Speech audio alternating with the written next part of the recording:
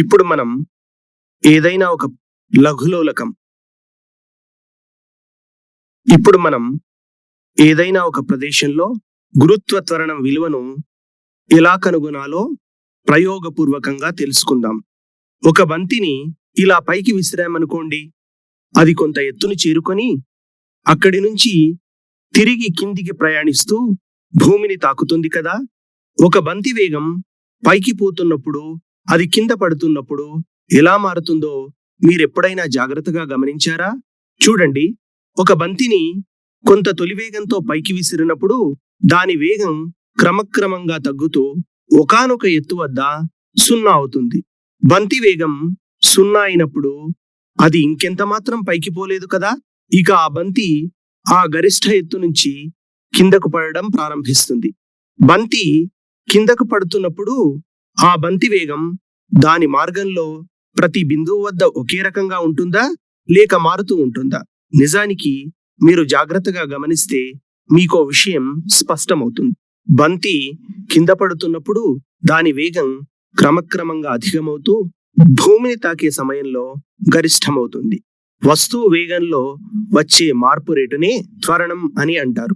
త్వరణం is equal to వేగంలో మార్పు by కాలము is equal to delta V by delta T. గురుత్వాకర్షణ ప్రభావం వల్ల స్వేచ్ఛగా పడుతున్న వస్తువు వేగంలోని మార్పు రేటునే గురుత్వ త్వరణం అంటారు. దీన్ని జి అనే అక్షరంతో సూచిస్తారు. భూమిపై గురుత్వ త్వరణం విలువ ఎంతో తెలుసా? భూమిపై గురుత్వ త్వరణం విలువను 9.8 మీటర్ పర్ సెకండ్ స్క్వేర్ గా తీసుకుంటాం. అయితే భూగోళంపై ఉన్న అన్ని ప్రదేశాల వద్ద జీ విలువ ఖచ్చితంగా 9.8 మీటర్ పర్ సెకండ్ స్క్వేర్ గా ఉండదు. నిజానికి జీ విలువ ప్రదేశము, ఎత్తు, లోతు వంటి అంశాలను అనుసరించి మారుతుంటుంది. ఈ పటాన్ని గమనించండి. ఒక బంతిని కొంత వేగంతో పైకి విసిరాం. దాని తొలి వేగము 29.4 మీటర్స్ పర్ సెకండ్ అనుకుందాం. అది చేరే గరిష్ట ఎత్తు ఎంత ఉందో చూద్దాం. 44.1 మీటర్ల గరిష్ట ఎత్తు ఆ బంతి చేరుకుంది. ఈ గరిష్ట ఎత్తు వద్ద వేగం 0 అవుతుంది కదా. కాబట్టి అది ఇంకెంత మాత్రం పైకి పోలేదు కదా. కాబట్టి అది అక్కడి నుంచి కింద పడడం ప్రారంభిస్తుంది. కింద పడుతున్న కొద్దీ వేగం క్రమక్రమంగా పెరుగుతుంది కదా. చూడండి, మొదటి సెకండ్లో 4.9 మీటర్ల దూరం పడింది. తర్వాత సెకండ్లో 14.7 మీటర్ల దూరం పడింది.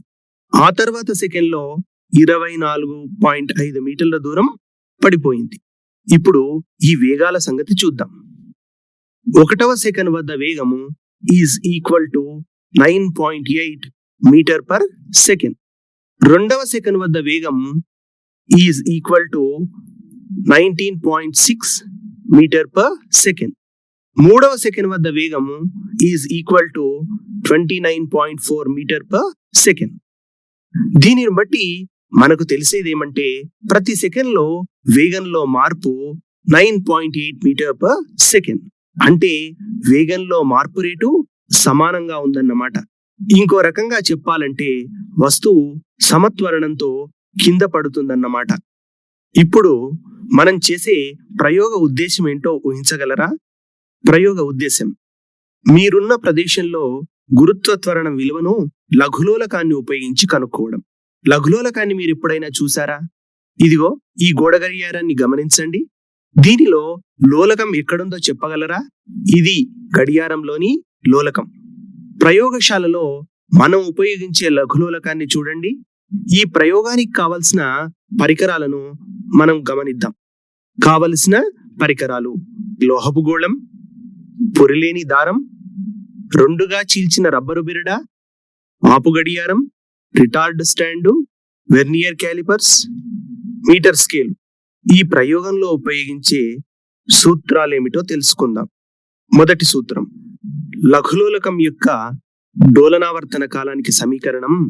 డోలనావర్తన కాలం T is equal to 2π√L/g. Therefore, T square is equal to 4π square L/g implies G is equal to 4π square L/t square.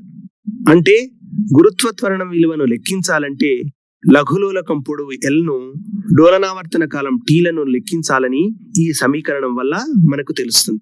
రెండో సూత్రం, కొలతలోని దోష శాతం ఈజ్ ఈక్వల్ టు గురుత్వ త్వరణం నిజ విలువ మరియు దాని ప్రాయోగిక విలువల్లో భేదము ఇంటూ 100 బై గురుత్వ త్వరణము నిజ విలువ. మనం ఇప్పుడు ఒక లఘులోలకాన్ని నిర్మిద్దాం. సుమారు 1.5 మీటర్ల పొడవున్న ఒక పురిలేని దారాన్ని తీసుకుందాం.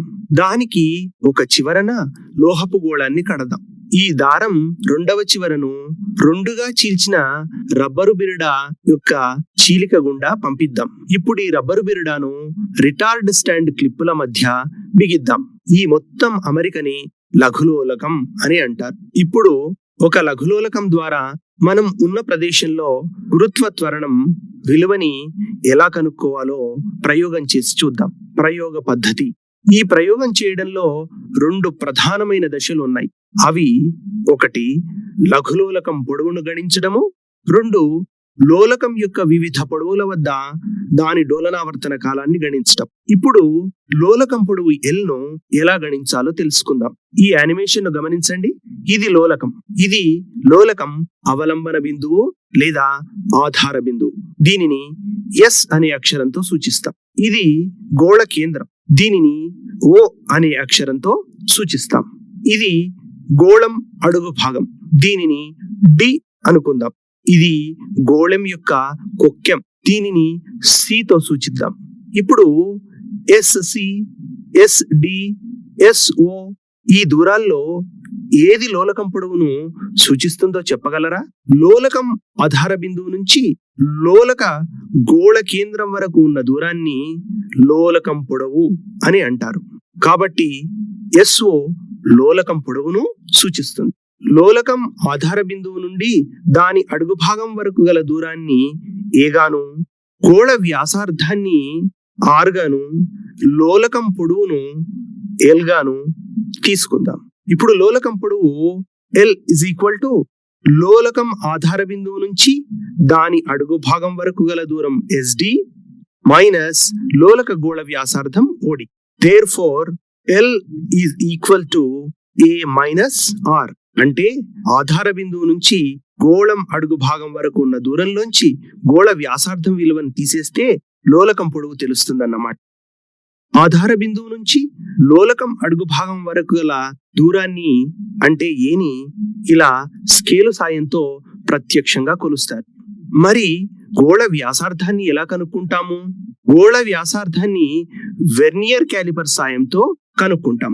మొదటగా వెర్నియర్ క్యాలిపర్స్ కనీసపు కొలతను కనుక్కోవాలి. వెర్నియర్ క్యాలిపర్స్ కనీసపు కొలత ఈజ్ ఈక్వల్ టు ప్రధాన స్కేలు ఒక విభాగం విలువ బై వెర్నియర్ స్కేలు మొత్తం విభాగాల సంఖ్య. ప్రధాన స్కేలు ఒక విభాగం విలువ ఎంతుందో గమనించండి. ఇది సెంటీమీటర్ స్కేలు కదా.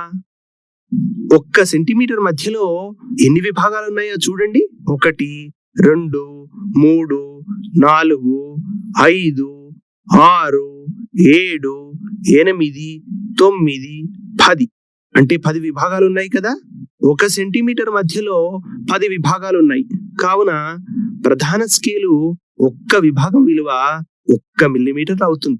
మరి వెర్నియర్ స్కేల్లోని మొత్తం విభాగాలు ఎన్ని ఉన్నాయో గమనించండి.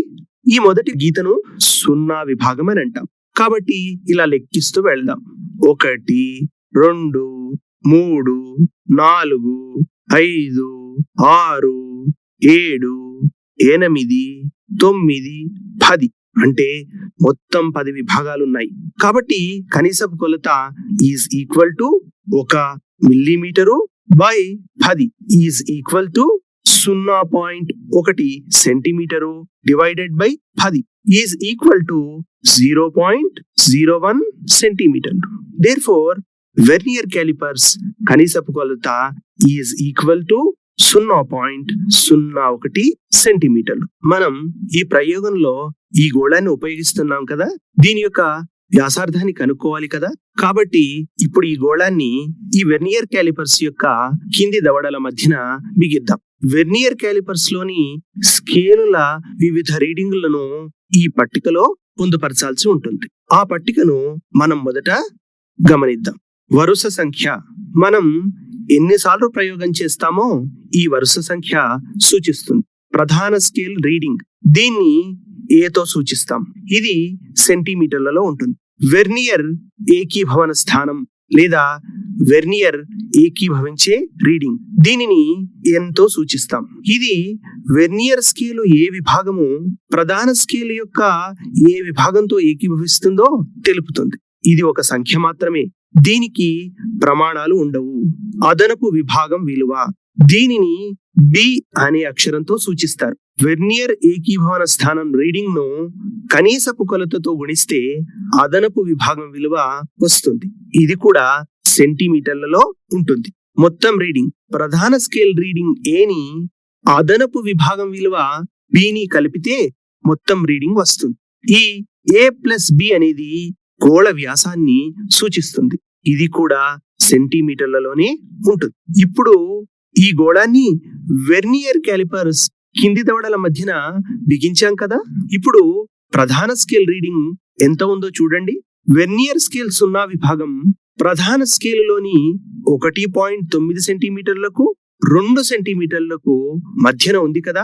ఇలా ఉన్నప్పుడు ప్రధాన స్కేల్ రీడింగ్ 1.9 సెంటీమీటర్లు అవుతుంది. ఈ విలువను పట్టికలో వేసుకుందాం. ఇప్పుడు ప్రధాన స్కేలుతో ఏకీభవించే వెర్నియర్ స్కేల్ విభాగం ఎన్ విలువ ఎంత ఉందో జాగ్రత్తగా గమనించండి. 0, 1, 2, 3, 4, 5, 6, 7, 8 అంటే ఏకీభవన స్థానం n = 8 అన్నమాట. ఇప్పుడు ఈ 8 విలువను పట్టికలో నమోదు చేద్దాం. ఇప్పుడు అదనపు విభాగం విలువ ఎంతుందో గణిద్దాం. అదనపు విభాగం విలువ b = n × కనీసపు కొలత is equal to 8 × 0.01 centimetre is equal to 0.08 సెంటీమీటర్లు. ఇప్పుడు మొత్తం రీడింగ్ ఎంత వస్తుంది? మొత్తం రీడింగ్ ఈజ్ ఈక్వల్ టు ప్రధాన స్కేల్ రీడింగ్ ఏ ప్లస్ అదనపు విభాగం బి ఈజ్ ఈక్వల్ టు ప్రధాన స్కేల్ రీడింగ్ 1.9 ప్లస్ అదనపు విభాగం 0.08 ఈజ్ ఈక్వల్ టు 1.98 సెంటీమీటర్. ఇప్పుడు ఈ 1.98 అనే విలువను పట్టికలో పొందుపరుద్దాం.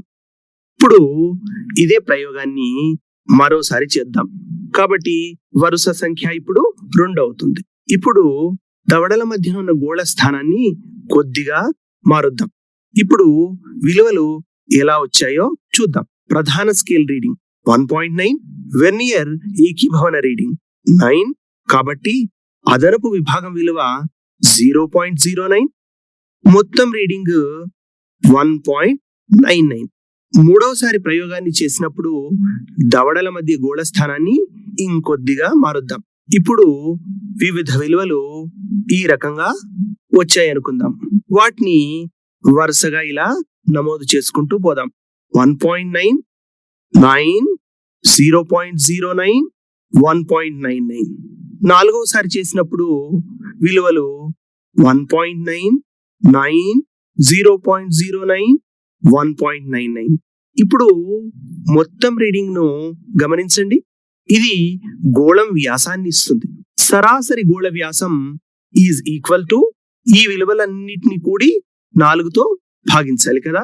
కాబట్టి గోళ సరాసరి వ్యాసము is equal to 1.98 plus 1.99 plus 1.99 plus 1.99 divided by 4 is equal to 1.99 centimetre. దీన్ని దాదాపుగా 2 సెంటీమీటర్లుగా తీసుకుందాం. Therefore, మనకు ఇచ్చినటువంటి గోళ సరాసరి వ్యాసము d is equal to 2 centimetres. Therefore, గోళ వ్యాసార్థము r is equal to d by 2 is equal to 2 by 2 is equal to 1 centimetre. ఇప్పుడు ఈ లఘులోలకం పొడవు ఎంతో చూద్దాం. మనము ఇంతకు ముందే చూసాం కదా, లోలకం పొడవు L ఈజ్ ఈక్వల్ టు లోలకం ఆధార బిందువు నుంచి గోళం అడుగు భాగం వరకు గల దూరం. దీనిలోంచి మనము లోలక గోళ వ్యాసార్థాన్ని తీసివేయాలి. ఇప్పుడు ఆధార బిందువు నుంచి అడుగు భాగం వరకు గల దూరం ఎంతుందో స్కేలుతో ఇలా కొలుద్దాం. ఇది 51 సెంటీమీటర్లు ఉంది కదూ. లోలక గోళ వ్యాసార్థం ఈజ్ ఈక్వల్ టు 1 సెంటీమీటర్ గా మనం లెక్క కట్టాం. కాబట్టి లోలకం పొడవు ఈజ్ ఈక్వల్ టు 51 సెంటీమీటర్లు minus 1 centimetre is equal to 50 సెంటీమీటర్లు.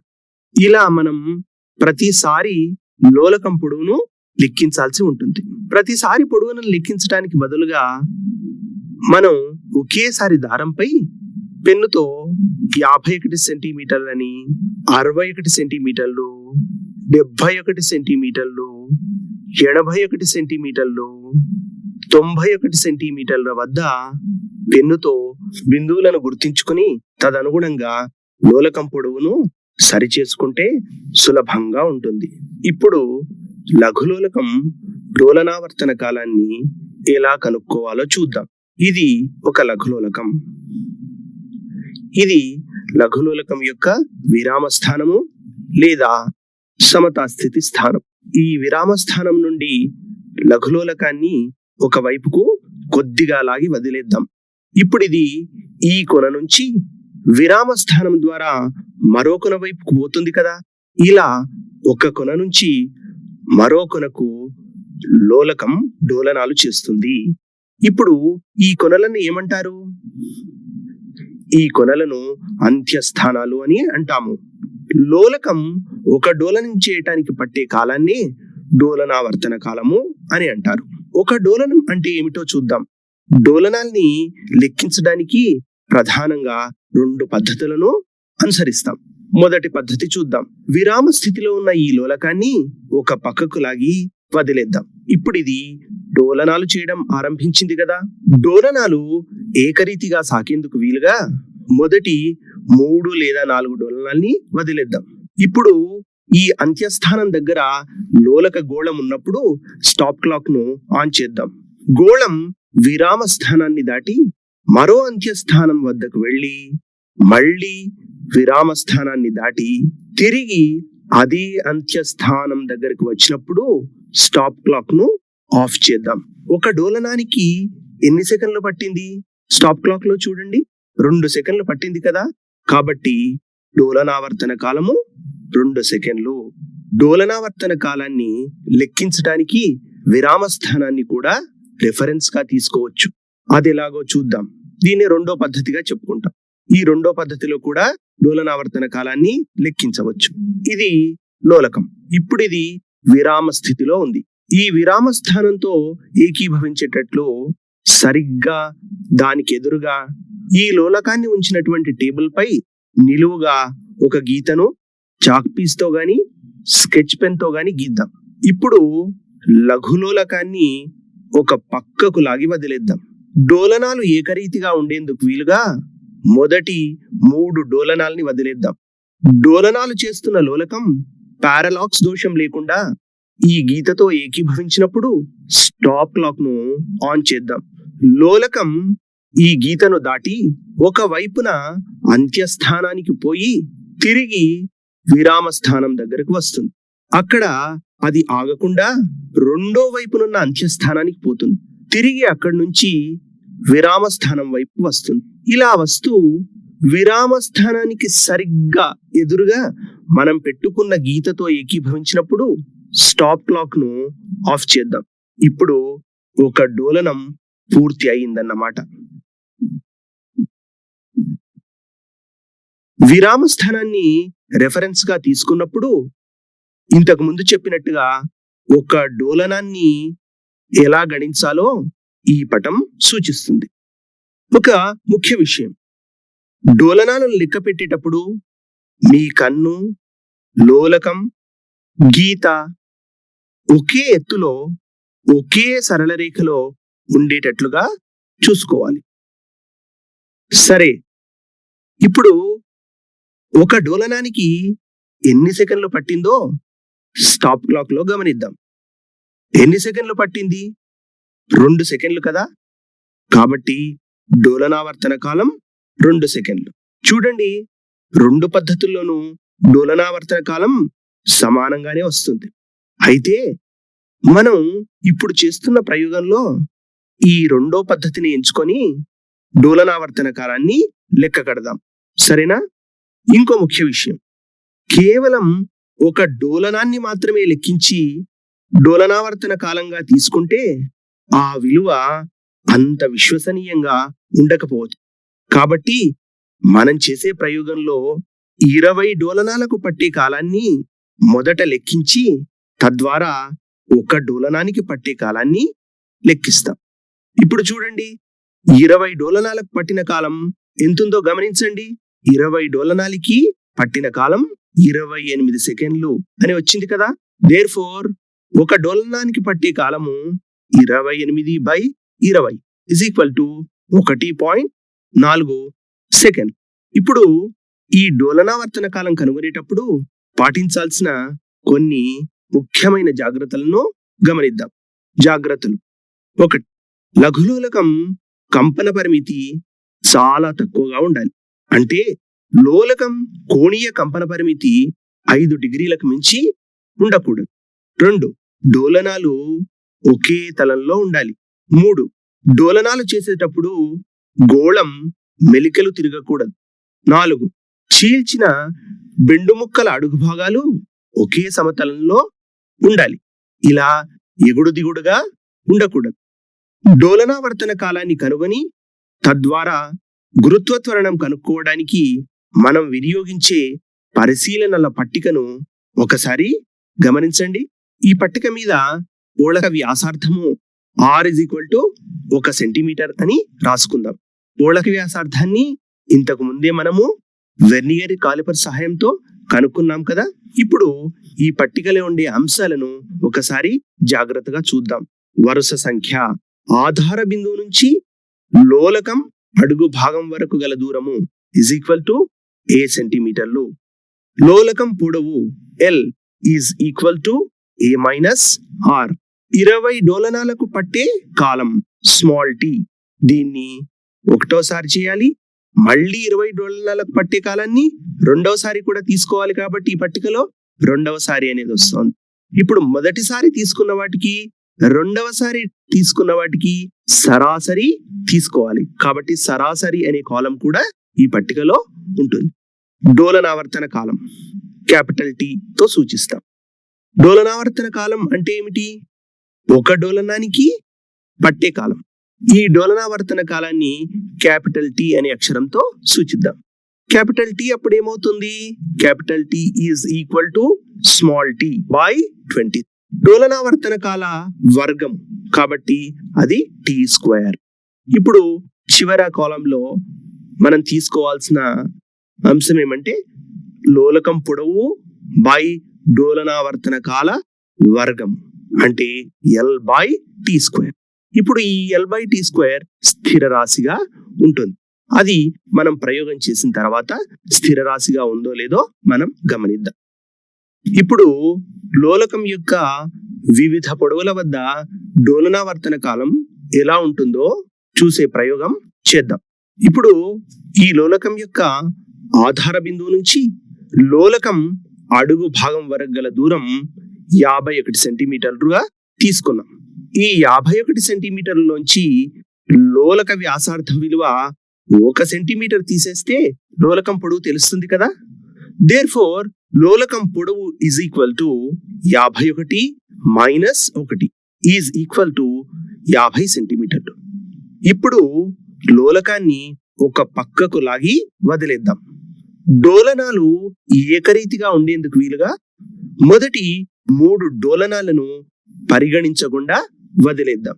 రిటార్డ్ స్టాండ్ ను ఉంచిన బల్లపై మనం గీసిన గీతను రెఫరెన్స్ గా తీసుకొని ఇంతకు ముందు వివరించినట్లు డోలనాలను 1, 2, 3 అనుకుంటూ లెక్కిస్తాం.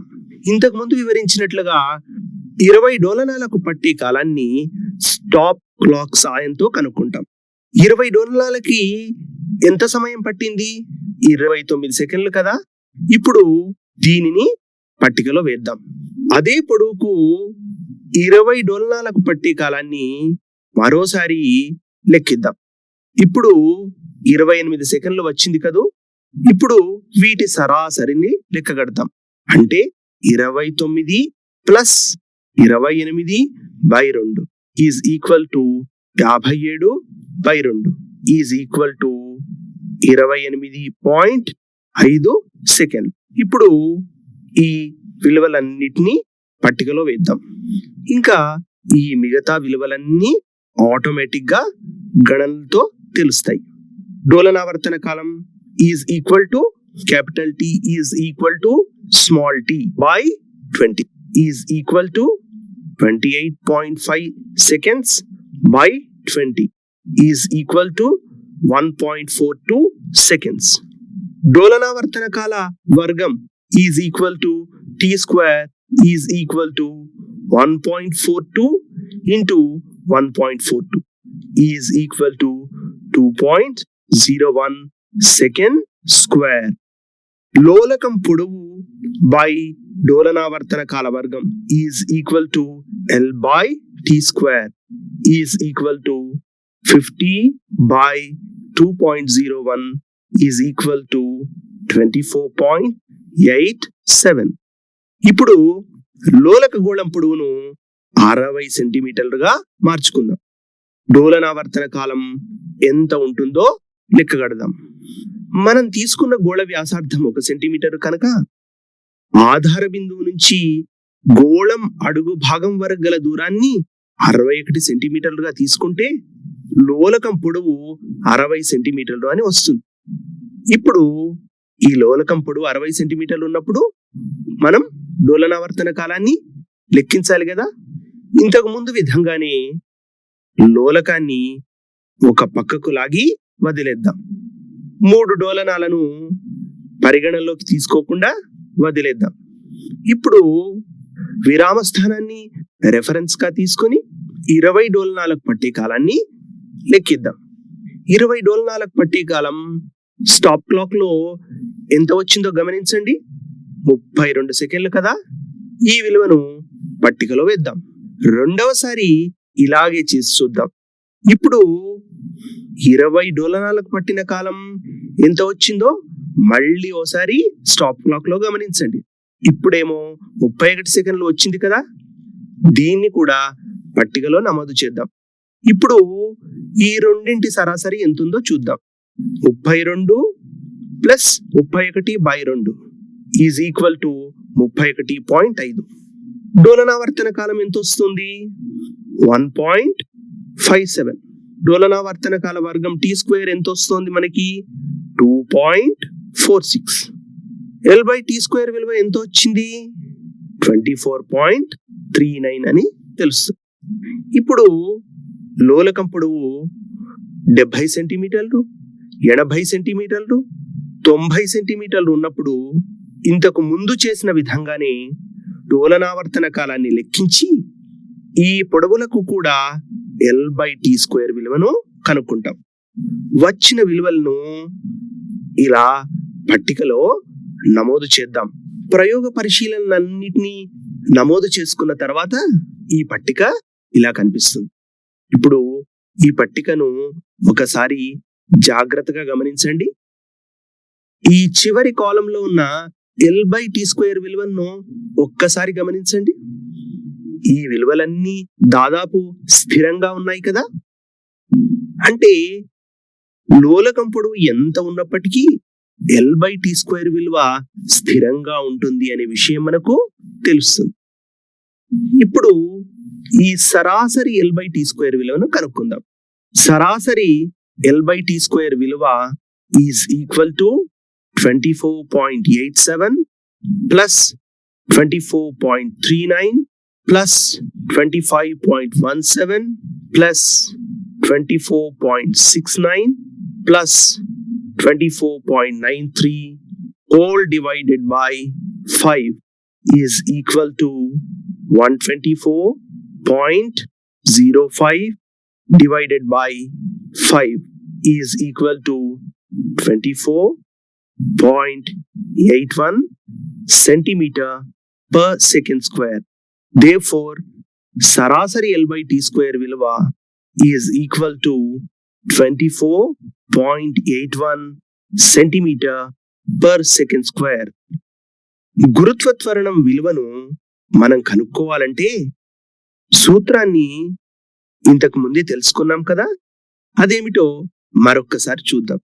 గురుత్వ త్వరణము G is equal to 4π² into L/T². ఇప్పుడు ఈ సమీకరణంలో పై విలువను 3.14 గా తీసుకుని L/T² విలువను ప్రతిక్షేపిద్దాం. కాబట్టి ఇప్పుడు G is equal to 4 into 3.14 into 3.14 into 24.81. దీన్ని సూక్ష్మీకరిస్తే దీని విలువ ఎంత అని తెలుస్తుంది. Therefore, గురుత్వ త్వరణము G విలువ is equal to 978.5 centimeter per second square. ఈ రకంగా మనము లఘులోలకాన్ని ఉపయోగించి మనకిచ్చిన ప్రదేశంలో గురుత్వ త్వరణం విలువను తెలుసుకున్నాము. అయితే ఈ ప్రయోగంలో మనకు ప్రయోగం యొక్క పరిమితుల వల్ల, మనం చేసేటటువంటి ప్రయోగంలో కొన్ని పొరపాట్ల వల్ల ప్రయోగపు విలువలో కొంత దోషం వచ్చే అవకాశం ఉంది. ఇప్పుడు ఈ ప్రయోగ ఫలితంలో వచ్చిన దోషాన్ని కనుక్కొని దోష శాతాన్ని ఎలా లెక్కించాలో చూద్దాం. దోష శాతానికి సూత్రం ఏంటో ఒకసారి చూద్దాం. దోష శాతం is equal to ΔG/G into 100. ఇక్కడ G అనేది గురుత్వ త్వరణం నిజ విలువ. గురుత్వ త్వరణం నిజ విలువ is equal to G is equal to 9.8 metre per second square. ప్రయోగ ఫలితంగా వచ్చిన గురుత్వ త్వరణం is equal to 9.785 metre per second square. ΔG అంటే ఏమిటి? గురుత్వ త్వరణం నిజ విలువకి ప్రయోగ ఫలితంగా వచ్చిన గురుత్వ త్వరణం విలువకి మధ్య భేదాన్ని మనము ΔG అని అనుకుంటాం. కాబట్టి ΔG ఈజ్ ఈక్వల్ టు గురుత్వ త్వరణము నిజ విలువ మైనస్ ప్రయోగ ఫలితంగా వచ్చినటువంటి గురుత్వ త్వరణం విలువ. కాబట్టి ΔG is equal to 9.80 minus 9.785 is equal to 0.015 metre per second square. Therefore, దోష శాతం is equal to ΔG/G into 100 is equal to 0.015 by 9.8 into 100 is equal to 0.153. గురుత్వ త్వరణం LT విలువలపై ఆధారపడి ఉంటుంది కాబట్టి LT విలువలలో వచ్చే దోషాలపై కూడా దోష శాతం ఆధారపడి ఉంటుంది. కాబట్టి దోష శాతాన్ని LT విలువల ఆధారంగా కూడా లెక్కించవచ్చు. ఈ ప్రయోగానికి సంబంధించిన 2 గ్రాఫ్లను పరిశీలిద్దాం. అవి ఒకటి లోలకంపుడు L కి డోలనావర్తన కాలం T కి మధ్య గీసే గ్రాఫ్, దీన్ని L వర్సెస్ T గ్రాఫ్ అని అందాం. 2 లోలకంపుడు L కి డోలనావర్తన కాలం వర్గం T² కి మధ్య గీసే గ్రాఫ్, దీనిని సంక్షిప్తంగా L వర్సెస్ T² గ్రాఫ్ అని అందాం. మొదట LT గ్రాఫ్ ను గీద్దాం. లోలకంపుడు L కు డోలనావర్తన కాలం T కి మధ్య గల పట్టికను గమనిద్దాం. ఇప్పుడు ఈ పట్టికను గమనించండి. లోలకంపుడు డోలనావర్తన కాలానికి విలువలు ఈ పట్టికలో ఉన్నాయి. ఇప్పుడు L విలువలను x అక్షం పైన, T విలువలను y అక్షం పైన తీసుకుందాం. గ్రాఫ్ గీయడం కోసం మనము అనువైన స్కేల్ ను ఎంచుకోవాలి. x అక్షంపై scale 1 centimetre is equal to 10 centimetre అనుకుందాం.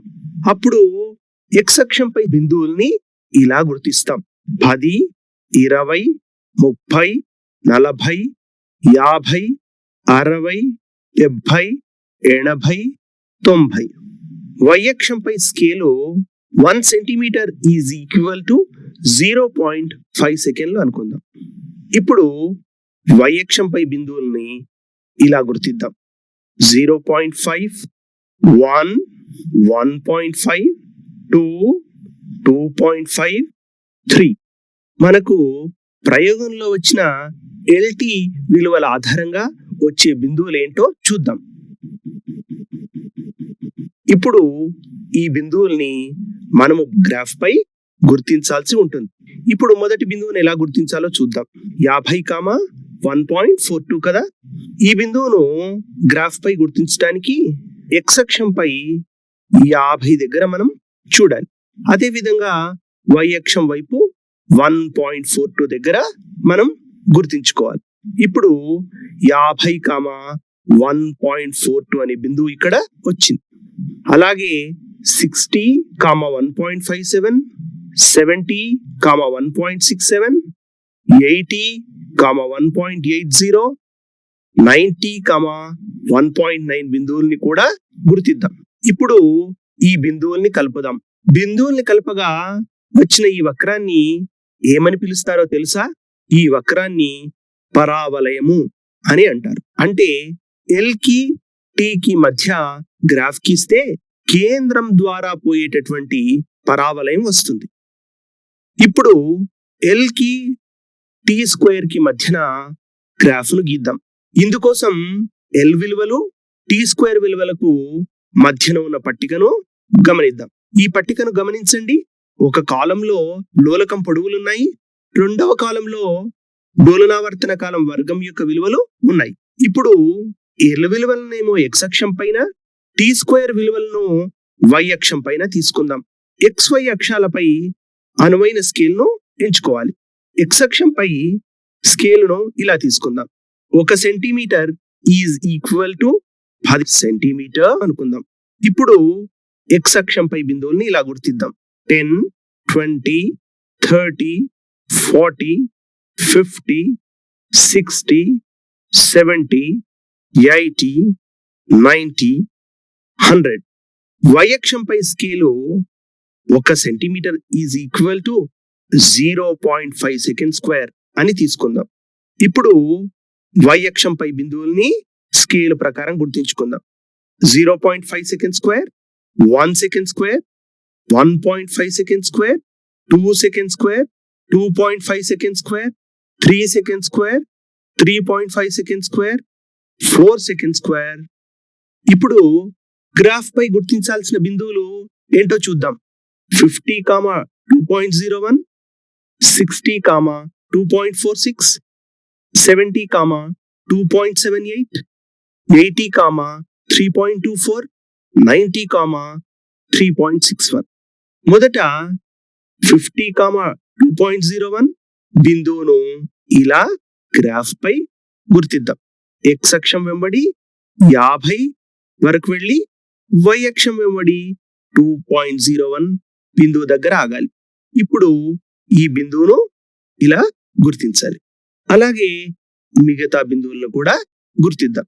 ఆ బిందువులు 60, 2.46, 70, 2.78, 80, 3.24, 90, 3.61. ఇప్పుడు ఈ బిందువులన్నింటినీ కలుపుతూ పోదాం. బిందువుల్ని కలిపితే మనకు గ్రాఫ్ ఎలా వచ్చింది చూడండి. ఈ గ్రాఫ్ మూల బిందువు గుండా పోయే సరళ రేఖగా వచ్చింది కదా. ఇప్పుడు ఈ గ్రాఫ్ నుంచి సెకండ్ల లోలకం పొడవును కనుక్కుందాం. సెకండ్ల లోలకం అంటే ఏమిటి? 2 సెకండ్ల డోలనావర్తనం కాలం కలిగిన లోలకాన్ని సెకండ్ల లోలకం అంటారు. సెకండ్ల లోలకం డోలనావర్తన కాలం t is equal to 2 seconds. Therefore t² is equal to 4 second square. ఇప్పుడు ఈ t² is equal to 4 వద్ద x అక్షంపై L విలువ ఎంత ఉంటుందో తెలుసుకోవటానికి గ్రాఫ్ పై t² is equal to 4 నుంచి x అక్షానికి సమాంతరంగా ఒక రేఖని ఇలా గీద్దాం. ఈ రేఖ LT² గ్రాఫ్ ను P బిందువు వద్ద ఖండించింది అని అనుకుందాం. ఈ ఖండన బిందువు P నుంచి y అక్షానికి సమాంతరంగా ఎక్స్ అక్షం పైకి ఒక లంబాన్ని గీద్దాం. ఈ లంబరేఖ ఎక్స్ అక్షాన్ని ఏ బిందువు వద్ద ఖండించిందో గమనించండి. ఇది ఎక్స్ అక్షాన్ని ఏ అనే బిందువు వద్ద ఖండించింది అని అనుకుందాం. ఇప్పుడు ఓఏ విలువ ఎంతో చూద్దాం. ఓఏ పొడవు ఎంత ఉంది? 100 సెంటీమీటర్లు ఉంది కదూ. ఈ పొడవే సెకండ్ల లోలకం పొడవునిస్తుంది. కాబట్టి సెకండ్ల లోలకం పొడవు ఈజ్ ఈక్వల్ టు 100 సెంటీమీటర్లు. ఇప్పుడు ఎల్టీ స్క్వేర్ గ్రాఫ్ నుంచి గురుత్వ త్వరణం విలువను ఎలా కనుక్కోవాలో చూద్దాం.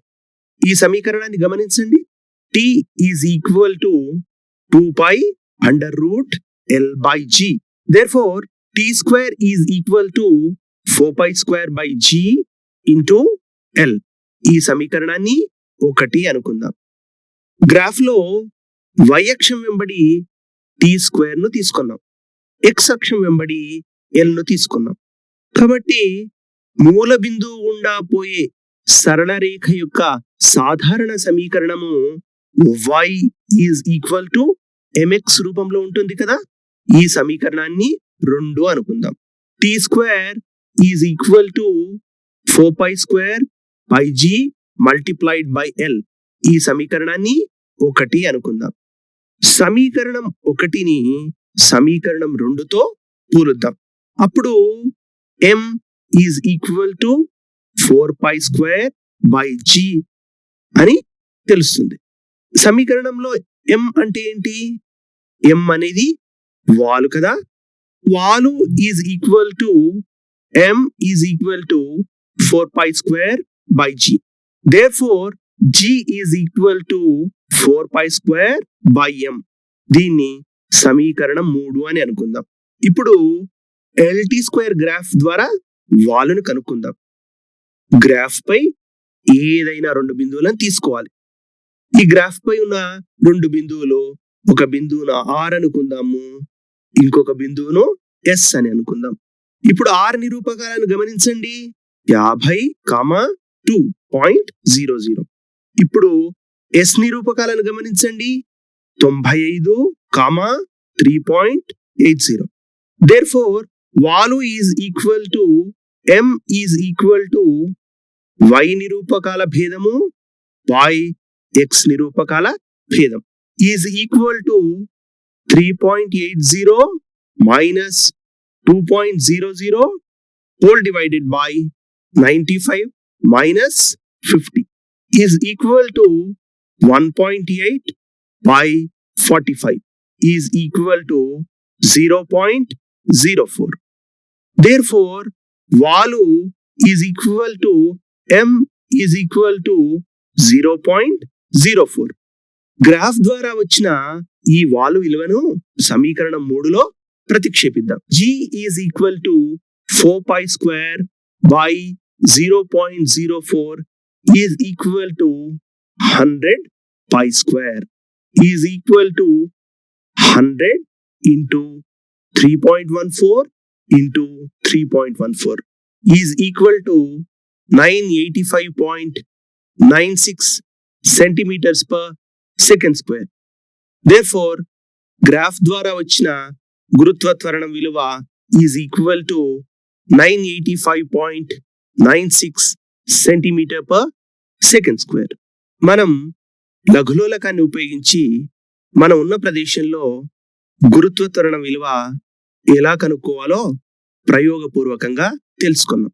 చివరగా ఒక మాట, లఘులోలకం ప్రత్యేకత ఏమంటే అది అతి తక్కువ కంపన పరిమితితో డోలనాలు చేస్తున్నప్పుడు దాని డోలనావర్తన కాలం కంపన పరిమితిపై ఆధారపడి ఉండదు. లఘులోలకం డోలనావర్తన కాలానికి సమీకరణం T is equal to 2π√L/g అని తెలుసుకున్నాం కదా. LGలను కనుక్కుంటే డోలనావర్తన కాలం T విలువను తెలుసుకోవచ్చు. కాబట్టి లఘులోలకం అనే అతి సరళమైన ఏర్పాటును ఉపయోగించి కాలం అనే భౌతిక రాశిని ఖచ్చితంగా కొలవడం సాధ్యపడింది. కొన్ని మాదిరి ప్రశ్నలను మనం ఇప్పుడు చూద్దాం. సెకండ్ల లోలకం పొడవు భూమధ్య రేఖ వద్ద ఎక్కువ లేక ధ్రువాల వద్ద ఎక్కువ. ఆదర్శ లఘులోలకం అంటే ఏమి? లఘులోలకం గరిష్ట స్థానభ్రంశ బిందువు వద్ద ఏ శక్తిని కలిగి ఉంటుంది? లఘులోలకం గరిష్ట స్థానభ్రంశ బిందువు వద్ద దాని గోళ వేగం ఎంత? లఘులోలకం కొంతకాలం తర్వాత ఆగిపోవడానికి కారణం ఏమిటి? డోలనాలు చేస్తున్న లఘులోలకాన్ని స్వేచ్ఛగా జారవిడిస్తే అది డోలనాలు చేస్తుందా? లఘులోలకాన్ని గురుత్వాకర్షణ లేని ప్రదేశంలోకి తీసుకుపోతే అది డోలనాలు చేస్తుందా? దాని ఆవర్తన కాలం ఎంత? ఎల్టీ గ్రాఫ్ ఎల్టీ స్క్వేర్ గ్రాఫ్ల ఖండన బిందువు వద్ద ఆవర్తన కాలం ఎంత? భూమి కేంద్రం వద్ద లఘులోలకంతో ప్రయోగం చేయగలమా? ఇట్లాంటి ప్రశ్నలు ఐపీఈలో అడగడానికి అవకాశం ఉంది.